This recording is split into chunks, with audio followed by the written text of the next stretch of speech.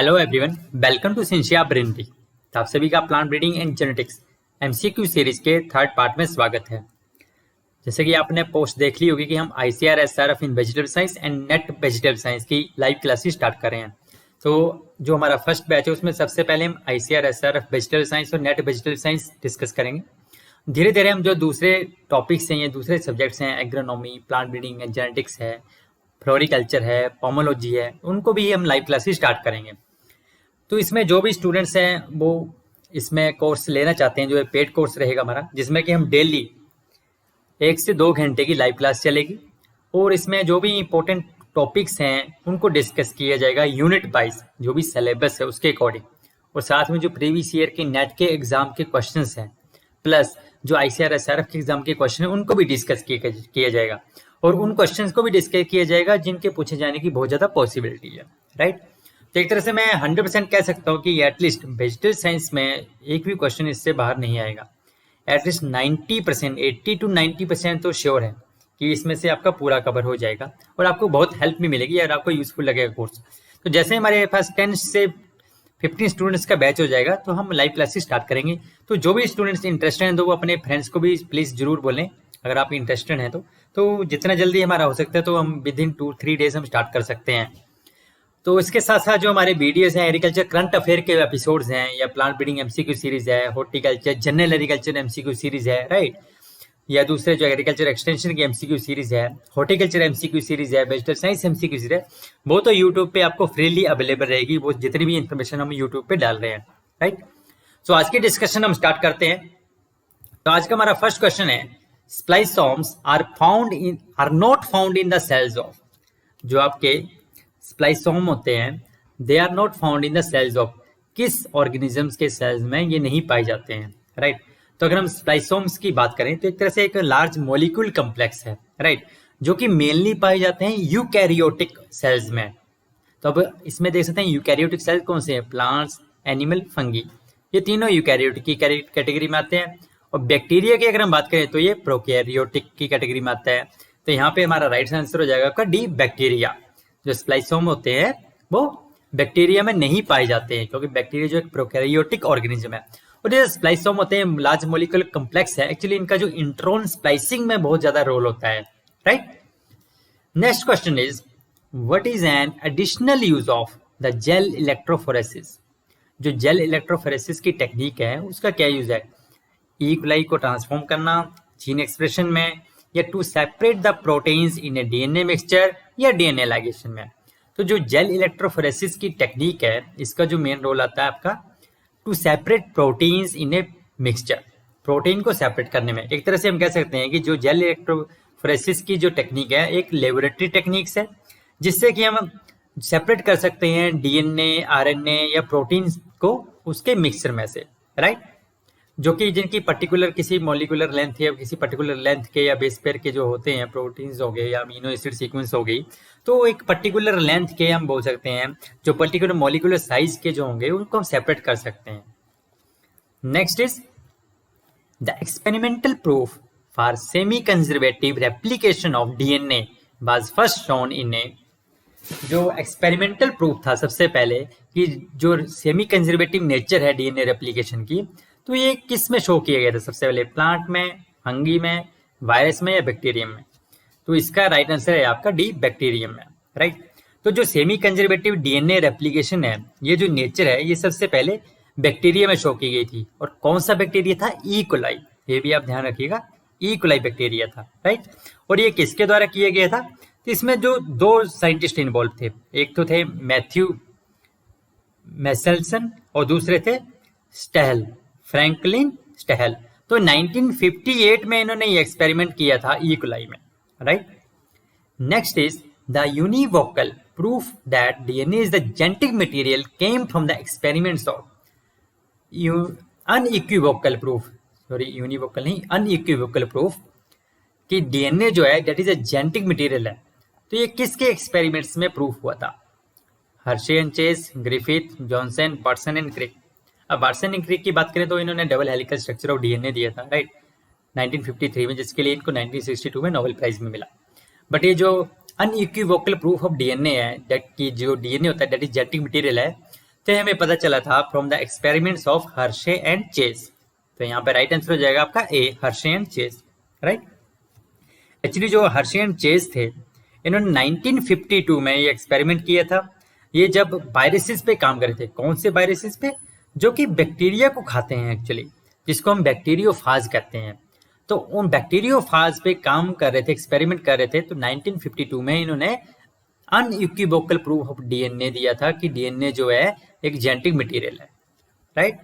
Next is where is DNA located? DNA कहाँ पे located होता है? आरएनए में, माइटोसिस टिश्यू में, सेल न्यूक्लियस में।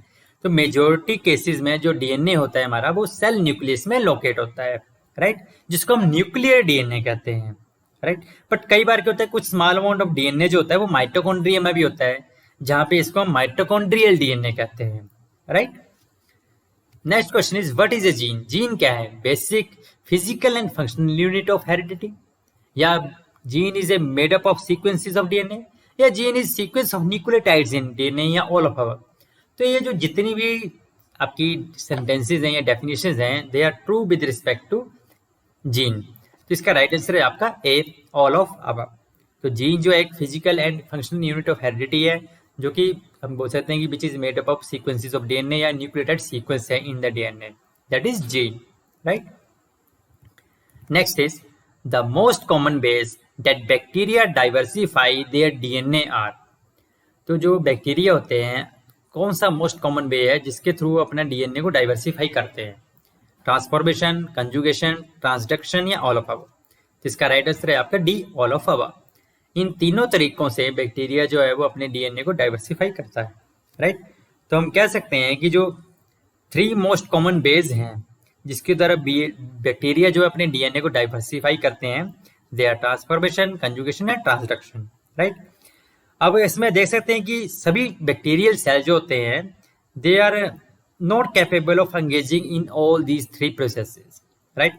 और हम इसमें बात करें जिसमें भी जो मोस्ट कॉमन मैकेनिज्म है जो कि हॉरिजॉन्टल जीन ट्रांसमिशन के लिए यूज किया जाता है बैक्टीरिया में, वो कौन सा है? That is your conjugation, right. जब ऐसा पूछा जाएगा तो दैट इज योर कंजुगेशन है वो, right. Next is a chromosome is a thread like structure made up of. Chromosome जो होता है वो थ्रेड लाइक स्ट्रक्चर है, वो किससे बना होता है? डीएनए का, प्रोटीन का, या बोथ एंड बी? इसका राइट आंसर है आपका C, both and B. Chromosome जो होते हैं they are thread like structure inside the nucleus of cell, actually, ठीक है। तो क्रोमोसोम जो थ्रेड लाइक स्ट्रक्चर होते हैं, जो न्यूक्लियस होता है सेल का, वो उसमें होते हैं। And they are made up of protein या डीएनए के बने होते हैं, या सिंगल मॉलिक्यूल डीएनए से बने होते हैं, right. Next is the term chromosome is derive from dash word. जो क्रोमोसोम टर्म है ये ड्राइव की गई है कौन से? अरेबिक, ग्रीक, लैटिन या फ्रेंच वर्ड से। तो जो क्रोमोसोम टर्म है that has been derived from Greek word, right. तो ग्रीक वर्ड कौन से थे? Colour for the chroma, chroma मतलब कलर, एंड बॉडी यानी कि सोमा, ठीक है। Colour for the Croma and body for the soma, right. Actually Waldeyer था, उसने टर्म क्रोमोसोम दी थी सबसे पहले, right. Next is the term heterosis was coined by. जो हेट्रोसिस टर्म थी वो किसने दी थी? तो जो हेट्रोसिस टर्म थी वो दी गई थी शेल के द्वारा, जीएस शेल ने दी थी 1914 में, राइट। हेट्रोसिस जो टर्म है जीएस शेल के द्वारा दी गई थी 1914 में। Who describe the heterosis to define the phenomenon, जहां पे जो इंप्रूव्ड विगर होता है F1 हाइब्रिड का as compare to their parental homozygous lines. Next is the world's first commercial cotton hybrid. World में फर्स्ट कमर्शियल कॉटन हाइब्रिड कौन सा था? पहला कमर्शियल कॉटन हाइब्रिड। तो इसका राइट आंसर है आपका ए, H4, ठीक है। H4 जो था वो पूरे वर्ल्ड में फर्स्ट कमर्शियल कॉटन हाइब्रिड था, जो कि डेवलप किया गया था 1970 में। किसके द्वारा? Doctor C.T. पटेल के द्वारा, जो कि कहाँ के थे? इंडिया के, राइट। तो हम कह सकते हैं कि इंडिया ने वर्ल्ड का पहला कॉटन हाइब्रिड डेवलप किया गया था। C.T. Patel is associated with dash breeding. तो इसी से रिलेटेड ये क्वेश्चन है। जो C.T. पटेल हैं वो किस क्रॉप की ब्रीडिंग से एसोसिएटेड थे मेनली?